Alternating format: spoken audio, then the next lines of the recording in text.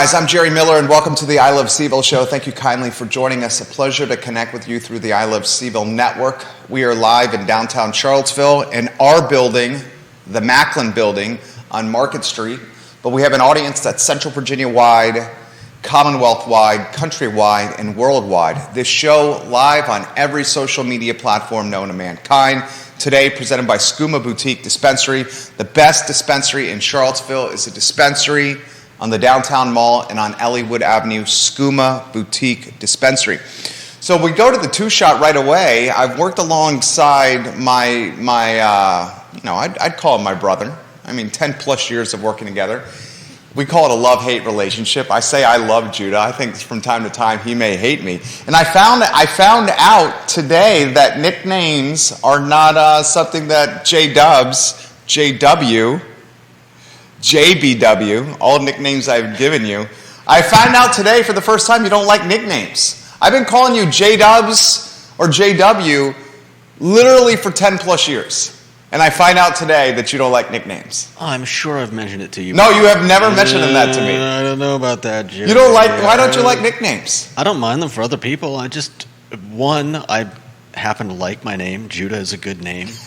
And I think Judah's a great name. I love Judah. And in the past, I've found that oftentimes nicknames were a way of, not degrading someone, but nicknames are a term of endearment. Carol Thorpe, the Queen of Jack Jewett, hello. For some people, they are. For one, I've got a sister who loves giving people very odd nicknames. What? Which one? Trisha? Trisha loves giving nicknames. Trisha is very mischievous. Maj Paj was what she called Trisha, you watching in California right now? She's very mischievous, Trisha Witkower. She's very mischievous. Definitely, she definitely tops the charts on the mischievous Witkower siblings. In the Witkower family. JDubs is a sign of endearment. It's a term of endearment. And also, you will have to admit this. All right, you will admit this for me, okay? I may or I may not. Okay, you'll admit hear this. What it is. Often I have found, while working alongside you for over a decade, people find your name somewhat challenging. That's their problem, not mine. You would agree with that, though? Yeah, but it's a pretty simple name. You would agree with that, wouldn't you? No, I do. I don't understand why two syllables. I don't understand why folks are challenged by the name Judah. It is a very straightforward name. It's a name that's been around since biblical times. That's because it's from the Bible. It's from the Bible, okay? So I don't understand why people are challenged by the name Judah. I think it's a fantastic name. Remember how the nickname... Did you remember how the nickname came about? JW, that eventually morphed into JDubs? No. It's my initials. Well, I remember, early into you working here, I was like, dude, people are struggling saying your name. Oh. Let's create a nickname that's easier to say. Just tell everyone you're JDub. JW. Yeah, that's right. No. And it first came up with Andrew Silver and Ivan Rekosh. They were business partners. Andrew and Ivan used to own Zocalo Restaurant. Yep. I remember Andrew now lives in, I believe it's Texas, and Ivan owns Zocalo by himself. I remember Andrew and Ivan saying, oh, JDubs, we like this. We like this. But I found out today for the first time you don't like nicknames. Anyway, I regress. Let's go to the one shot and let's talk about some topics today. I want you to go to the one shot here on me, please. And are we over here on this one? We are on this camera over here on the one? Yeah, you're a good man. Okay, thank you. So here's the lead of today's show. And then I want to get some perspective from you on the lead of today's show, but I want to go solo first on this. Moe's Barbecue on Ivy Road has sold. I will save who is the new buyer until next week. Next week, we'll welcome someone from the new ownership team on the program to highlight who the new buyer of Moe's on Ivy Road will be. I won't let the cat out of the bag. I will allow, this is the new buyer's place to announce his or her plans on what to do with the business. I will say the new buyer is a friend of the program. The new buyer is local and an experienced, savvy, and successful restaurant owner currently. Okay? I'll leave it at that. Mike and Ashleigh Abrams, the owners of Moe's on Ivy Road, are also friends of the program. So while doing, and as many of you know who watch this program, I do business brokerage and help broker this deal. Found the buyer. I found the buyer, friend of mine, and brought that friend to two other friends, Mike and Ashleigh. And we were able to work out the particulars. Business brokerage is not an easy business. It's very nuanced. It's a difficult thread. It's a difficult needle to thread because there's so many moving parts. Mike and Ashleigh are A++ people, as good as it gets. They are committed to the community. They are great bosses who go above and beyond what an employer should do. Not only creating jobs for the community, but they've counseled and been therapists for their employees and counseled them and just have been this like moral compass and this North Star for so many of how to do things the right way. I remember when Mike and Ashleigh brought Moe's to Charlottesville 7 years ago. We helped bring some brand awareness for the business with social media, photography, and by positioning them on the I Love CVille Network. And immediately 7 years ago, I was taken aback by how kind and approachable Mike and Ashleigh were. I also watched as they raised their kids, their boys in the restaurant. Like so many small business owners, the business becomes a second home for the business owner and his or her family. My wife and our son constantly in this office. Weekends, night times, mornings. We're here all the time. And that was the case for Mike and Ashleigh. They launched the business from scratch. It used to be a Chinese restaurant, that location. So I want to highlight and commend the Abrams for running a business the right way. People over profits. That's what they've done. People over profits. And because they've run the business the right way, people over profits, the community's been loyal to them. They're extremely successful with this business. Very profitable, this business. They're just looking to do different things. And that's a normal response as humans. We want to do different things from time to time. And this pandemic has made running restaurants challenging. Finding labor to staff a restaurant is so challenging right now. And you're seeing a number of businesses come on the market. And one of the underlying factors of why these businesses are coming on the market for sale, and I'm going to highlight a few others here in a matter of moments, but one of the underlying factors of why these businesses are coming on the market for sale is labor shortages. An entrepreneur who has made it out of COVID in this pandemic, and fortunately right now we're in this endemic stage of COVID, thank God. But the entrepreneur went 2 years of battling COVID. 2 years of the most challenging, headwinds an entrepreneur has ever had. This pandemic. The vulnerability, the uncertainty, the lockdown, the fear, the anxiety. We all had those feelings. Some of us still do, to be in fact. So you get out of this pandemic and you're exhausted. You're stressed out. You're exhausted.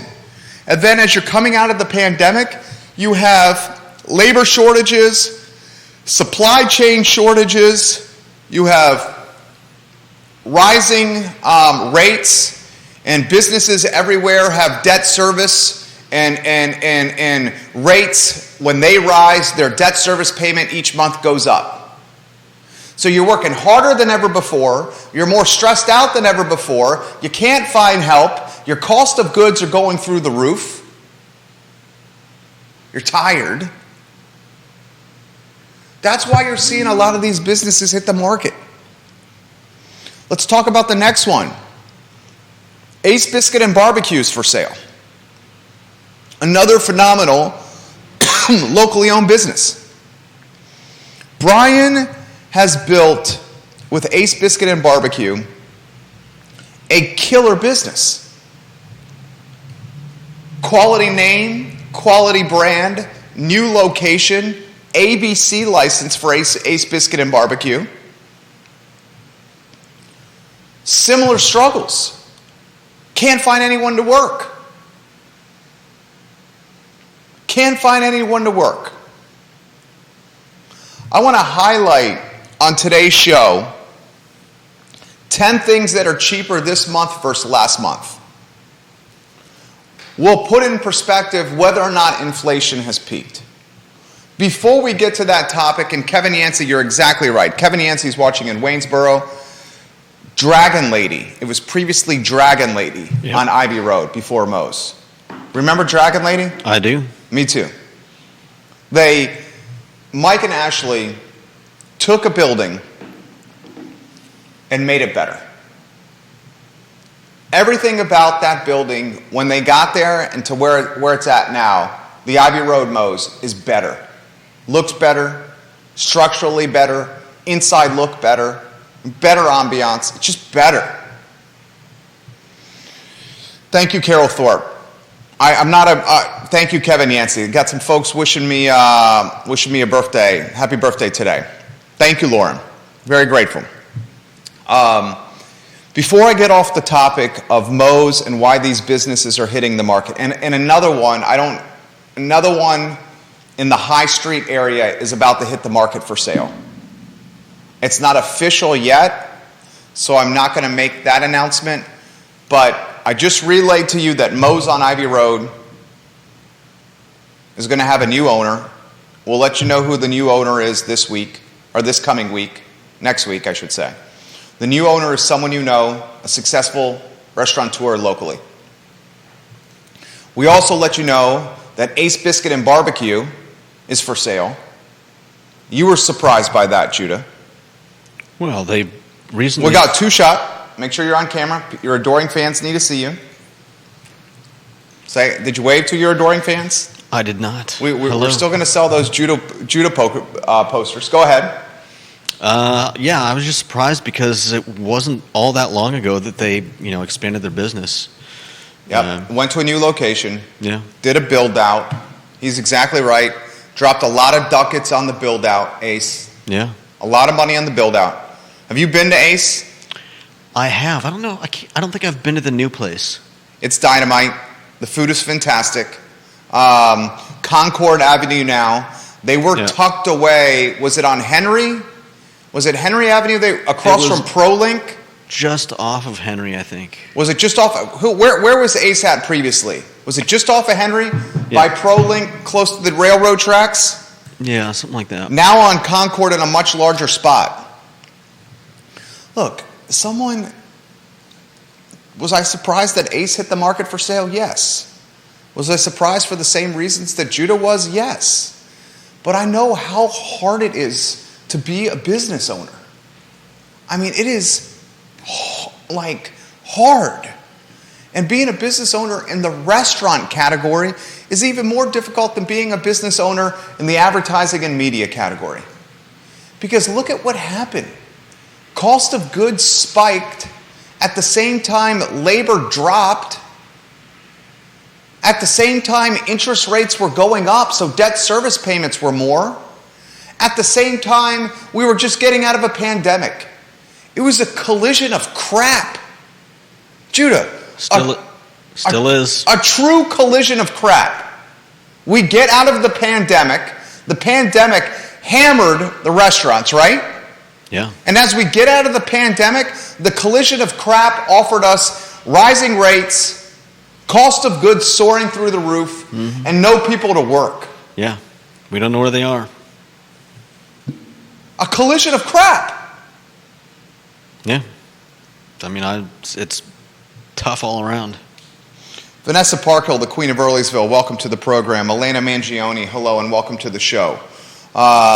Elizabeth Nisos, hello and welcome to the show. I got 3 states watching, and what I can see, 7, maybe 8 different zip codes in the Commonwealth watching here right now.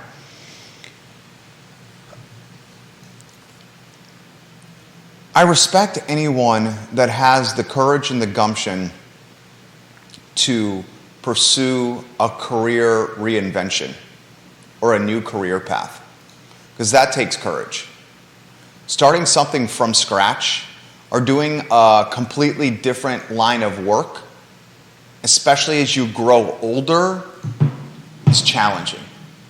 And how do you guys think like this? The older I've gotten, and I think this is the reflection of being a dad, a parent, I take much less risk now than I did even as a married man when before our son was born, and certainly as a single man. I'm more cautious. There's more mouths to feed.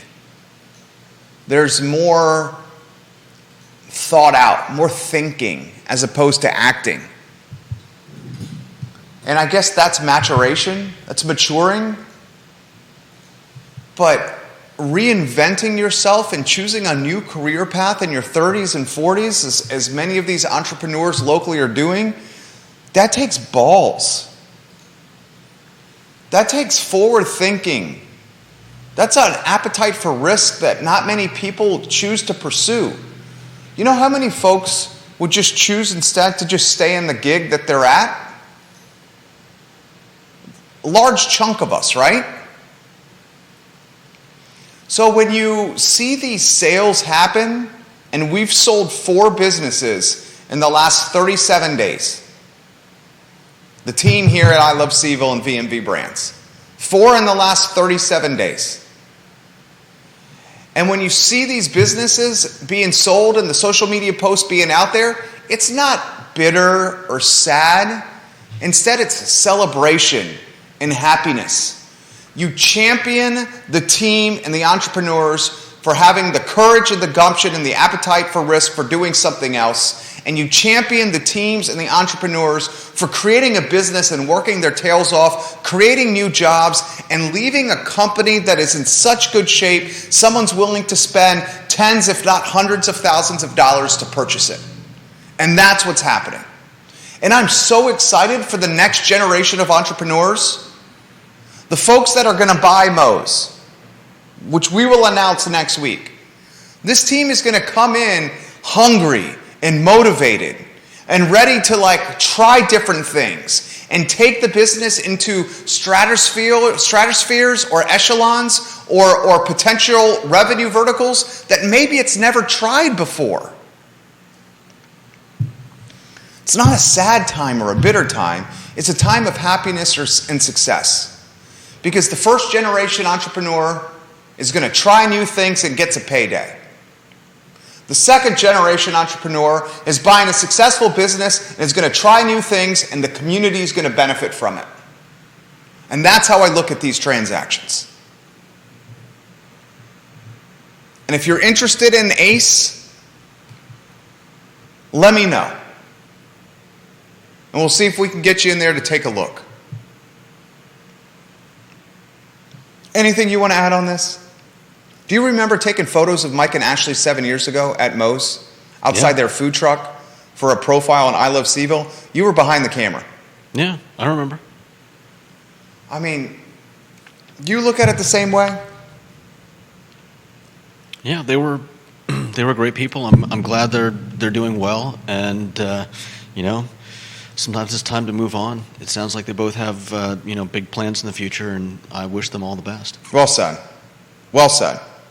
Well said. Scott Aaronworth says, I will buy a poster as long as JDubs signs it. I'll sign it, but you won't be able to read it. You will buy the poster. Jason Howard, the king of Rio Road, says, I picked up dinner at El Corbone off Route 29 last night. Great food, and they were busy with in-person and takeout the entire time we were waiting. They survived the pandemic and thrived, and their second location on 5th Street. They expanded. Jason Howard, good comment. Ate there for the first time with my mom after church a few weeks ago. El Corbone is legit. Yeah, it was good. Did you eat at the 5th Street or the one by Coors Brothers? Let's see. We ate at the 5th Street one. You ate the 5th Street one? Yeah. What'd you get, the chicken? Or the tacos? What did I get? It was a few weeks ago. I think I got the flautas. Oh. Tell me about the flautas. I like just saying that word. Flautas. I think that's what we got. Flautas. They were... Am I saying it right? Flautas. I don't know. Do I look Spanish to you? Flautas. You look like a smart guy. They were delicious. They were gigantic. Flautas. I was looking at the menu and I was like, oh, 4, that's cool. And then there's like a 2 order, and as we're just about to order, somebody walks out with a tray to hand to a customer, and I'm like, is that what I'm ordering? I think I'll just get 2. Flauta. And you're saying it right? Flautas? Flout? I mean, how else would you say it? It's Flautas. Can you say it for everybody? Flautas. Oh, that's very good. Flautas. I like it. But I have no idea. Scott Aaronworth says, that's how you say it, and he says, y'all are on fire right now. Scott Aaronworth, I love you, homie. Danny O'Day says, happy birthday. Thank you, DOD. Very much respect your viewership, listenership, and perspective. Scott Aaronworth highlights the old dirty bastard at Ace Biscuit and Barbecue. Ace is damn good. Danny says, I freaking love Ace. The old dirty biscuit is one of my favorite meals in town, and he brings everyone who visits to Ace. Yeah. We have an abundance of riches in barbecue. Ace is off the chain. Yeah. I said on the show earlier this week that the wings at Moe's, the smoked wings at Moe's, if you like smoked wings, that they may be the best wings in town. I think the best wings in town, I've said on this talk show many times, are either Chim, Jay Pun's wings, or Mike and Ashleigh's wings. The best wings in town. I've said that multiple times. Dino's rank up there pretty high. Dino's is damn good. We were talking about wings on Tuesday on this talk show, and Judah got so hungry. Judah has a voracious appetite, for anybody who knows. A voracious appetite. This dude can eat a horse, but he keeps the weight off. Slim and trim. Well, I don't really eat all that much, but when I get a chance, dude, I will when you dig eat, in. You freaking eat. Yeah, because... You go after it. Yeah, but I don't eat like that all the time. Okay, maybe it's just because I'm seeing you like, oh my God, I'm like, I think the guy's going to eat the plate. I generally have like one major meal a day. Maybe 2 meals a day. Yeah. So, yeah, when I get a chance, and I eat slow, so I'll just, I can sit there for like 2 hours. There's nothing Judah does fast. I'll just sit there for 2 hours and just like, What does Trisha say to you about your eating? She's got to zing you on the eating of the food. Trisha, are you watching, Trisha? It was my grandmother that had the biggest problem. Your grandma threw shade on you because you were a slow eater? But the problem was we would sit... Grandma Witkower? We'd go to a restaurant. We would sit there while she ordered her first, 2... martinis? Jim Beams. Jim Beams? You've seen the card, haven't you? No. Oh, shoot, I don't have it on me. It's pretty hilarious. I'll bring it in sometime. Jim Beam? Yeah, Jim Beam on the rocks. And she drank Jim Beam on the rocks? And she'd ask for an extra glass with ice. So she could add ice to it as she went. And those were usually after she'd had 1 or maybe 2 at home. Wow! Before we left. Is Grandma Witkower. So we weren't allowed to order dinner until she was ready to order dinner. So we're sitting there starving. Because she just wants to drink and, have fun with her grandkids. Say hi to the servers that all know her. And dude, by the time we finally got our food, everybody's digging in. I'm just eating slow like normal because I'm just enjoying it. We ate at some nice restaurants when we visited her, so I wanted to enjoy it as much as I could, and my grandmother would take 2 bites and be done. And then so you're saying she had 4 to 5 Jim Beams and would only eat two bites of her meal? And she's a grandma? And then she started complaining about me taking so long to eat. And I'm just like, hey, deal with it. Dude, your grandma sounds like a rock star. 4 to 5 Jim Beams? I mean, I've heard of bourbon drinking grandmas, but I've never heard of bourbon drinking Jim Beam grandmas. Did she smoke Marlboro Reds? I think she smoked Parliaments. No, she did not. Your grandma smoked Parliaments? Miss Grandma Witkower sounds amazing. Your grandma drank Jim Beam on the rocks and smoked P-Funks. Yeah. She sounds amazing. She was a character. Did she dip tobacco too? No, nothing like that. Was she no dip? No. Dude, I rest in power, Grandma Witkower. You sound like an amazing human being. She was wild. Did she get hammered? She was like 4 to 5 Jim Beams and 2 bites of dinner. You're going to get hammered if you're a grandma. She was super high functioning. I think towards. Wait, are we talking about high functioning? How? Alcoholic. Oh, okay. How so?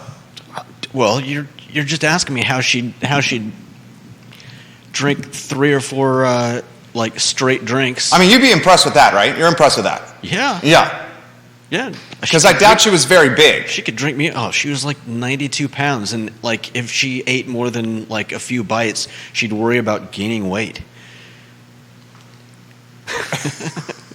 Yes, it does, Lauren. Yes, it does. I was thinking the same thing. Sounds like she says it sounds like my mother. She had some issues towards the end where she probably should not have been driving home from some of these restaurants, and so I think whenever my sister went out there to help her out, and anytime she knew she was going out, she'd offer to like, hey, do you want me to Danny O'Day says, drive you? Danny O'Day says, I think your grandma was in a fraternity, Judah. I think she was the fraternity. I knew that was funny. Oh, gosh. All right, let's go on to the next topic. Before we go on to the next topic, which is, what is the worst place to be on move-in weekend? Any place in the city of Charlottesville, what is the worst place to be this weekend? It's UVA move-in weekend. We're going to rank the top 5 worst places in the city of Charlottesville to be this weekend if you're a resident of Charlottesville. So get the brain turning over there. 5 worst places. I've got some places. Before I get to that topic, and before we let you know of, before we highlight 10 things that are cheaper this month versus last month with actual data points, I want to dot the I's and cross the T's on the Mo's and the business for sale stories. So, in conclusion, next week we announce the new buyer of Mo's. Someone you know, seasoned restaurateur who's running a successful restaurant already. When you see Mike and Ashleigh around town, congratulate them on selling their business and for being amazing people that have undoubtedly made the community better. Ashleigh is a successful realtor with the Denise Ramey team, and Mike is going to pursue a home inspection business. Ace Biscuit and Barbecue is for sale. Brian has built a phenomenal business. If you'd like to see it, tour it, get to know it, let me know. We'll offer some perspective. Another business is going to come on the market, potentially next week in the High Street area. We will wait till it's official before we make that announcement.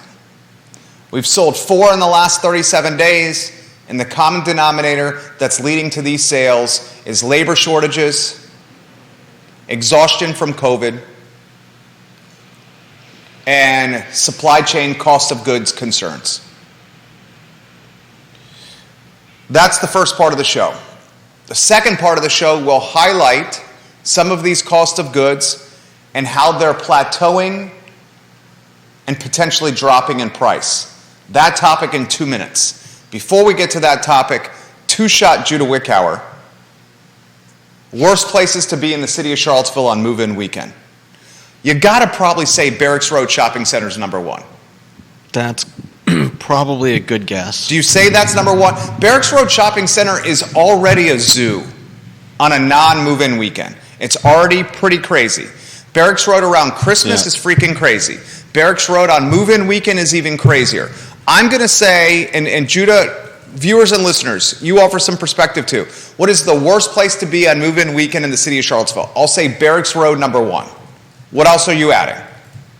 I would say any furniture store.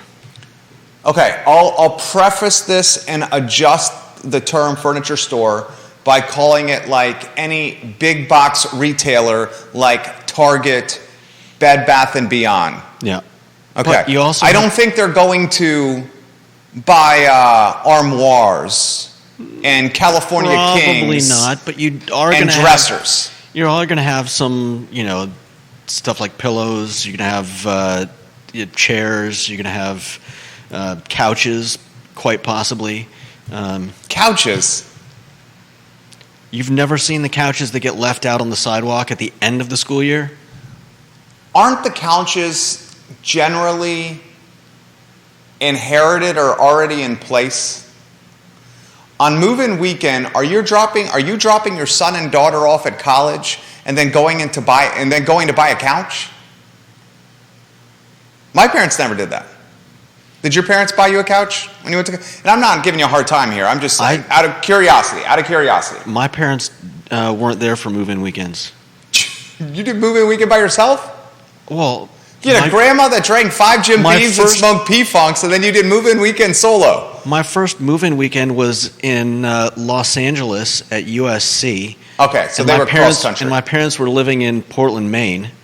When I went to SCAD. Savannah College of Art and Design. Judah graduated from there. Very proud of you from graduating from Savannah College of Art and Design. Oh, well, thank you. Yeah. My friend and I drove down from Charlottesville. So I just, it's not like we were... They do love you very much, though. I know they love you. I know they love you. I'm not saying any of this they love you. To indict them in any way. They love you. I know that. Do we need to have a therapy session? No. Tell me how you truly feel. Tell me how you feel. Tell me where they touched you on the doll. Yeah. Tell me where they touched you on the dog. That's so creepy.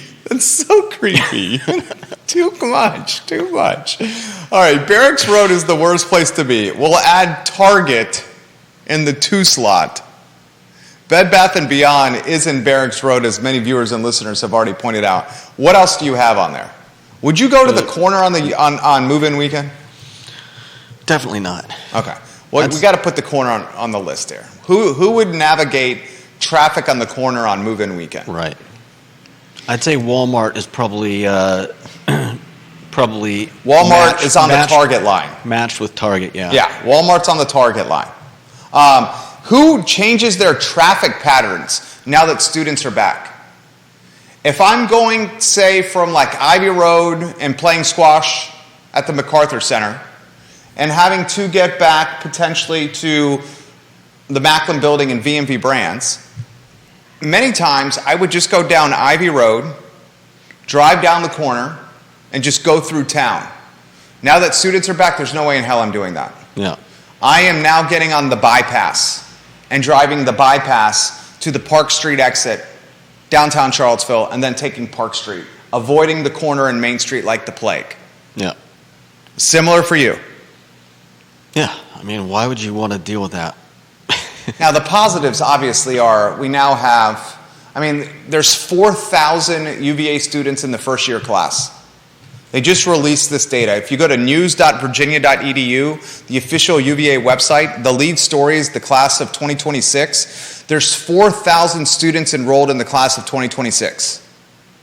So if we just use that number, I do believe, did we ever figure this out if this is the largest one in UVA history? Is the class of 20, viewers and listeners, is the class of 2026 the largest in UVA history? What was the size? 4,000 people. I don't think it's that. I couldn't find a whole lot, but I did find this article from October 2020 that said enrollment rose, blah, blah, blah, from 2019. That increase coincides with an incoming first-year class that is the smallest in 4 years. The class of 2020? Yes, the smallest in 4 years at just 3,785 students. Okay, so that sounds like the delta is pretty small. Well, no, they have a threshold they try to meet every year. Yeah. They understand limitations based on how many students they can handle. And they try to push it to that limit every time. And how they make more money as their overhead goes up year over year is they just raise the tuition. They raise the cost of room and board. They got profit centers all over the place. Part of your tuition, there's a line item the money's going to the athletic department, for example. I just meant the difference between their smallest in 4 years and their possible highest now is what, like 300 people, 300 students. Just over 200. Yeah, so he's saying the delta's not that big. It's a good point by him. I do believe 4,000 is the highest, is the most that they've ever had in UVA history, first years at UVA. I do believe it's the most ever. And when tuition is this expensive, Home Goods is another place that people say they would not be. Or Target, Costco, or Walmart. Janice Boyce Trevelyan says, thank you, Janice. Costco from Kevin Higgins as well. He says Costco is a mess right now. Multiple people are saying Barracks Road. Scott Aaronworth in Virginia Beach says his places he would avoid right now are Minster's and Bodo's on the corner and Starbucks on the corner. Those are all good calls. But, for every point of frustration and stress the students are causing around here, let's remember you got 4,000 first years. Let's use the number 4,000, say 16,000 undergraduates. I don't know how many are in the graduate schools, probably another 10 or something. I mean, you're looking at between 26 and 36,000 people that are in the city that weren't here last week, that are driving, that are spending mommy and daddy's money in our town. They're spending mommy and daddy's money in our town. And when are they most apt to spend mommy and daddy's money in our town? When mommy and daddy are there. Yes. And also the first month of school, when there's not a lot of stress.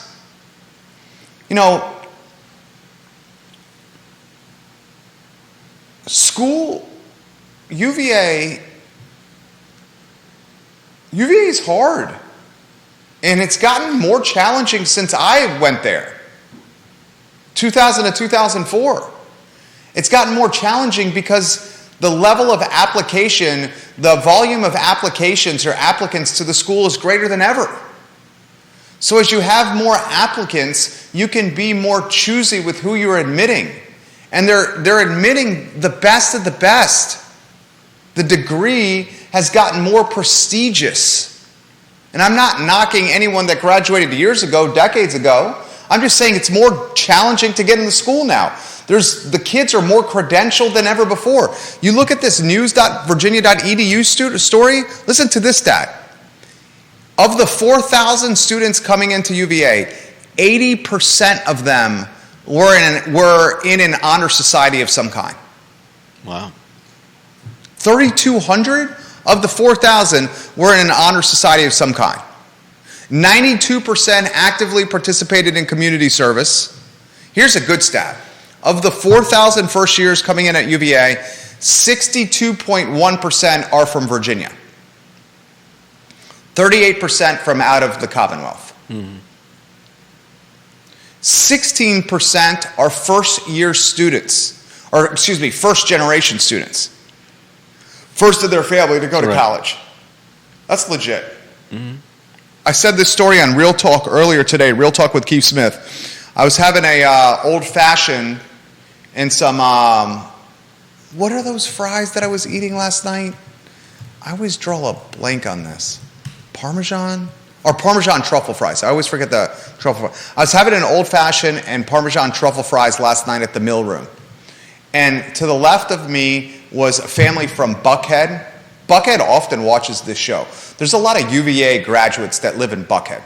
But there was a mom and dad and a rising first year, a daughter sitting to the left of me, and a mom and dad and a son from Manhattan sitting to the right of me. We all got to talking. And they were picking my brain about Charlottesville. Each of them brought this up. The dad from Buckhead and the dad from Manhattan.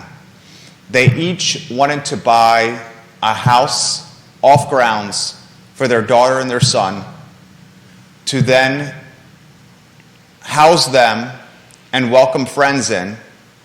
And it was to the point where they had done business model and calculations and extrapolations and had narrowed down where they were going to purchase. Yeah, I mean it's a great investment opportunity. My friend at Savannah College of Art and Design, his dad did the same thing. His dad was a dentist. Decided it was a better investment to just buy a spec home in a spec neighborhood and let his son live there throughout college, and then have a property that he can sell rather than waste money on rent. So, well said. You got the Manhattan family out of state, one of the 38%, and the Buckhead, Georgia family out of state. These people are dropping serious ducats for their son and daughter to go to UVA. And they're straight up saying, we're going to buy a crib in CVille as an investment opportunity. Yeah, I mean, think about it. You rather than tossing rent money out the window, you buy a place. Your kid can, and then you collect rent from your kid's friends. Your kid lives rent free, Yeah. and when the kid graduates from college, you sell the house. Yeah. You're surpassed your 2-year window for capital gains exposure. You're over 2 years. Yeah. I mean, it's genius. It's win, win, win. It is absolutely, well, it's not win for the Charlottesville local. Well, I wasn't talking about the Charlottesville The local. Charlottesville local gets screwed because that takes housing stock out of the equation to potentially buy, and rent. So Yeah. the Charlottesville local undoubtedly gets screwed. I'll take it a step further for you. I was playing yesterday squash with a Darden first year. A first year in the Darden school who was pursuing his master's in business. How much do you think he's taken in debt for 1 year at Darden? All in. And then I'll ask you, what do you talking think about the taking interest? debt for everything and beyond, even beyond the school, Yeah, beyond tuition? yeah. Man, I don't know. For a year, Everything. This is a very difficult question to answer, so if you're not close, I'm not going to zing you. $85,000. $117,000. Ooh. Sometimes I ask questions that I probably shouldn't ask, which you know, but that's who I am. I said, so how much are you all in? Living, everything, quality of life, food, drink, tuition, books, room, board, everything. $117,000. For What do you think 1 is year. interest rate on 117? 1 year. That's 1 year. That's 1 year. What do you think his interest rate on 117,000 was? I mean, is that like a average? He's going through like the loan providers. I asked him his interest rate as a follow-up question. He cringed. He didn't mind saying the 117,000. He cringed when I asked him the interest rate. Good grief! I mean, 7%. 7%. 7%. Yeah. 7%. Then I followed up with an even more awkward question. And then this was the last question I asked him because I could tell he wanted to walk off the court and not answer my questions anymore. I said, how long is this going to take you to pay back? He thinks about 15 years. Okay. 15 years to pay back is what he said. And I said, will your employer cover this debt for you? I guess I asked him another question. He said no. They will not. Yeah. $117,000 at a 7% interest rate, first year at Darden School, from the horse's mouth, the first year himself. Man. That is astronomical. Yeah, that's crazy. That is crazy. That is absolutely crazy. Is that not crazy? Oh. And how many years, Kevin, Scott, Carol, how many years is an MBA program?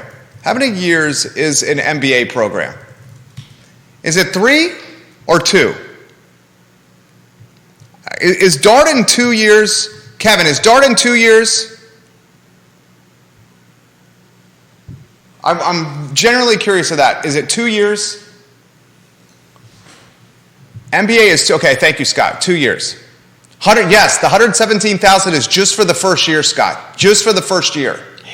That is absurd. So 2 years, thank you, Kevin and Scott. Thank you guys so much for helping us with that. So 2 years, quick math. That's $234,000 Yeah.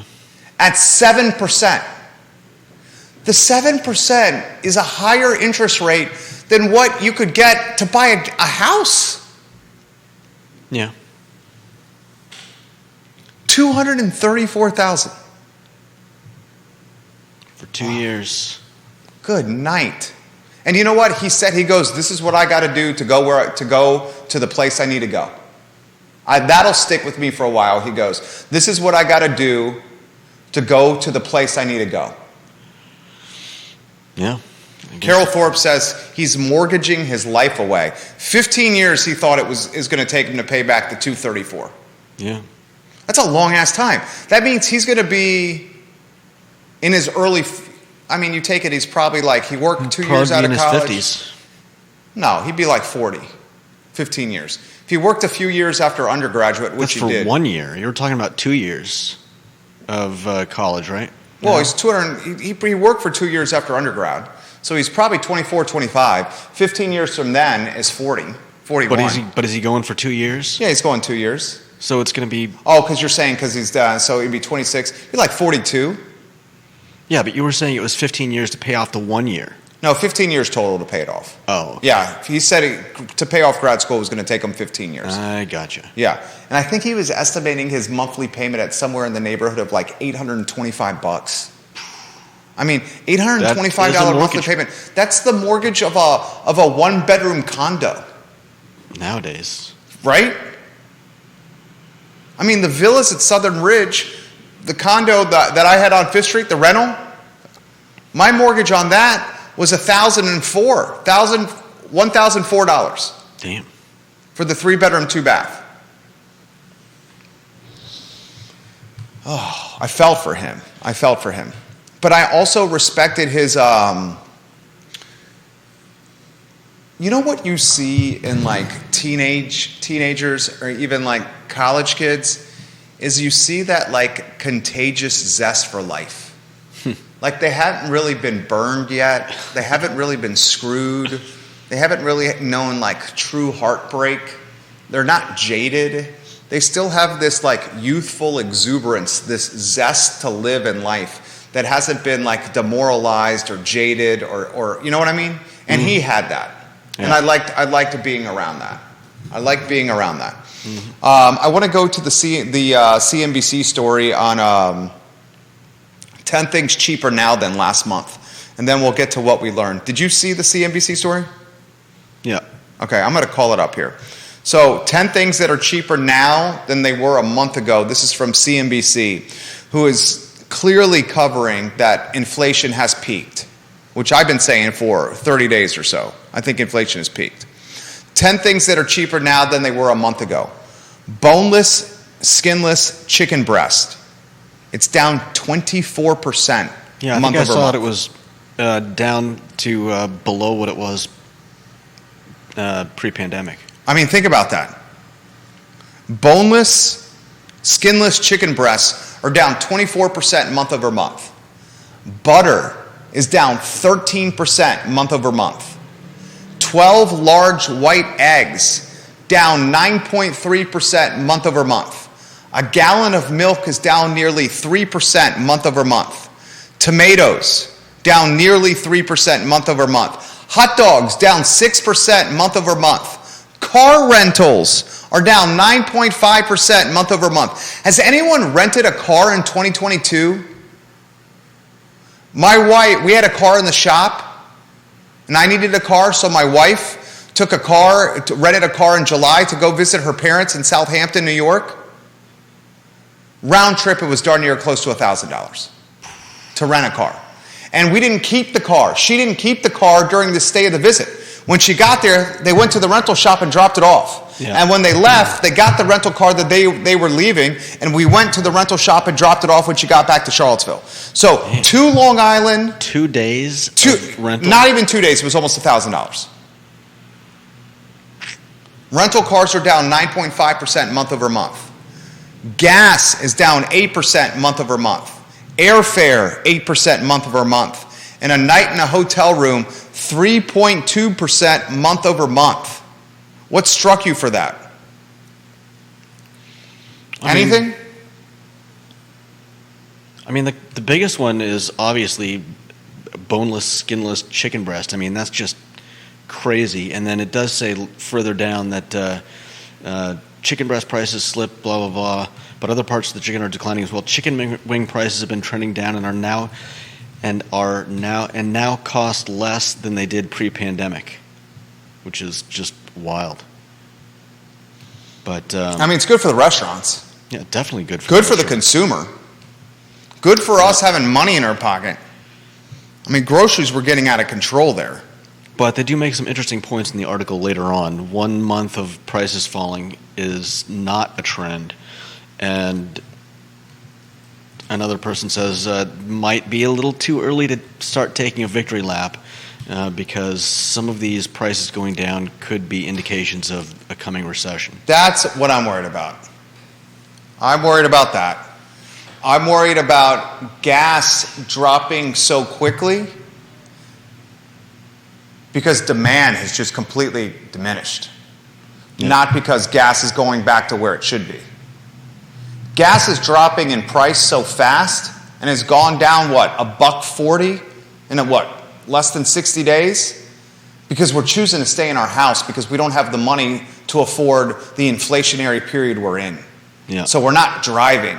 Gas is going down in price because demand is not there. It's not because we're finally working our way through inflation. It's because demand is dropping. And crappy demand is a reflection of what could be to come. Yeah. You feel the same? Unfortunately. Yeah. I mean, I don't want it to be true, but... such is life. Yeah. Judah's on target. Carol Thorpe giving you some props right now. Thank you, Carol. Judah's been doing a good job. What did you learn this week?